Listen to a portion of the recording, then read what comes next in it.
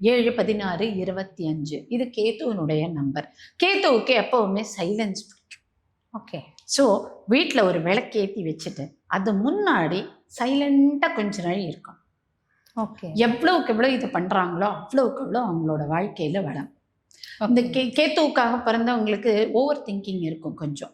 So அவங்க இந்த விளக்கேற்றி வச்சுட்டு கொஞ்ச நாள் அதை முன்னாடி கண்ணை மூடி அமைதியாக உட்காந்தாங்கன்னா இந்த ஓவர் திங்கிங் போய் அவங்களோட ஸ்பிரிச்சுவாலிட்டி வளமாகி இன்ட்யூஷன் வந்து எதை செஞ்சால் எது நலம்ங்கிறது ஃபோக்கஸ் வரும்.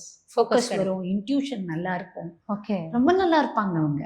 ஸோ 7ஆம் தேதி பிறந்தவர்களுக்கு டேட் ஆஃப் பர்த் சார்ந்து சில விஷயங்களை ஜனவரி 1ஆம் தேதியோ ஆர் 31ஆம் தேதி டிசம்பர் 31ஆம் தேதி பண்ணுறதுக்கு சில விஷயம் கொண்டு வந்திருக்கேன்.